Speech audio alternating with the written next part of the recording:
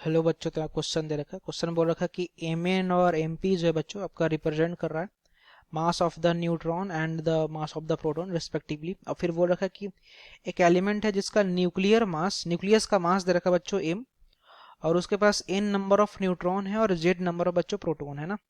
तो आपसे बोल रखा है then the correct relation will be. ठीक है, तो करेक्ट रिलेशन क्या होगा आपसे बच्चों अकॉर्डिंग टू द क्वेश्चन पूछा जा रहा है ना। सबसे पहले अगर अपन बात करें रिगार्डिंग द की कॉन्सेप्ट बच्चों जो हम लोग इस क्वेश्चन में अप्लाई करने जा रहे हैं, तो जो मेनली जो अपन की कॉन्सेप्ट पे अपन बात करेंगे तो वो होगा आपका बच्चों बाइंडिंग एनर्जी ना। बाइंडिंग एनर्जी का अपन कॉन्सेप्ट पे पहले हम लोग चर्चा करेंगे, ठीक है। फिर हम लोग जाकर के देखेंगे कि एक्चुअली इन चारों ऑप्शन में से कौन सा रिलेशन आपका करेक्ट बैठता है ना। तो जो सबसे पहले हम लोग क्या करते हैं, इस बाइंडिंग एनर्जी को समझते हैं ना कि बाइंडिंग एनर्जी का क्या कॉन्सेप्ट होता है, कैसे अपन इंट्रोड्यूस करते हैं। तो बच्चों होता क्या कि अपन सबसे पहले बात है कि अपन जब भी न्यूक्लियस का फॉर्मेशन करते हैं, ठीक है, तो न्यूक्लियस का फॉर्मेशन कैसे करते हैं ना, पहले हम लोग ये समझते हैं कॉन्सेप्ट की बाइंडिंग एनर्जी क्या होता है। तो first of all we are going to understand the concept of the nucleus कि न्यूक्लियस का फॉर्मेशन कैसे होता है। ओके, तो जो हम लोगों ने क्या स्टडी कर रखा कि न्यूक्लियस के अंदर सबसे पहले बताओ कि होता क्या क्या है न्यूक्लियस के अंदर क्या होता है।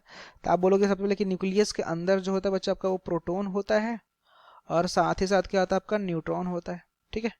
इन दोनों के कॉम्बिनेशन से अपना क्या बन रहा होता है बच्चों, न्यूक्लियस बन रहा होता है ना।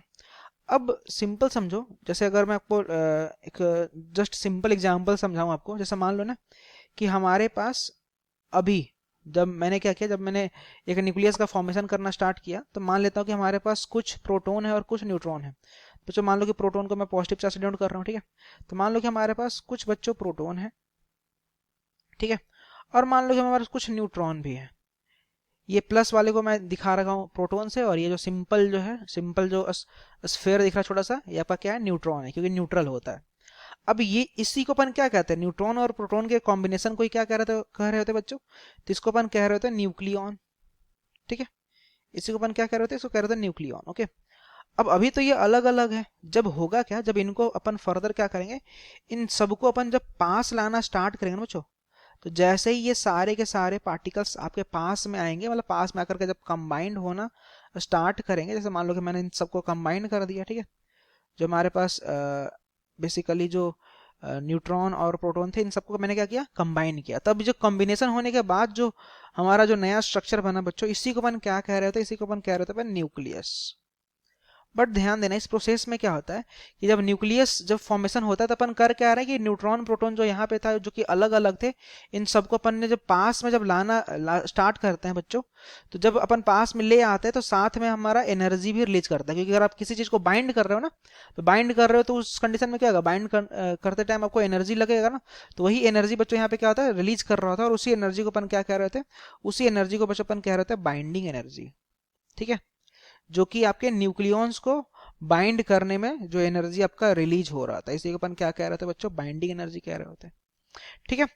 अब अपन सिंपली यहाँ से क्या देख पा रहे हैं कि स्टार्टिंग में न्यूक्लियॉन्स था, इनको अपन ने पास में लाया, न्यूक्लियस बनाया, तो साथ ही साथ में क्या निकला हमारा, बाइंडिंग एनर्जी, मतलब कुछ एनर्जी रिलीज हुआ, उसी को अपन ने क्या कह दिया, बाइंडिंग एनर्जी कहा, ठीक है।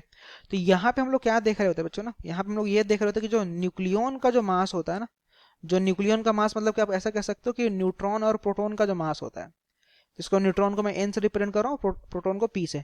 तो न्यूट्रॉन और प्रोटॉन का जो मास होता है ना बच्चों, ये हमने देखा है कि ये जो होता है आपका, वो बड़ा होता है विथ व्हाट, तो with mass of the nucleus, nucleus के मास से बड़ा होता है।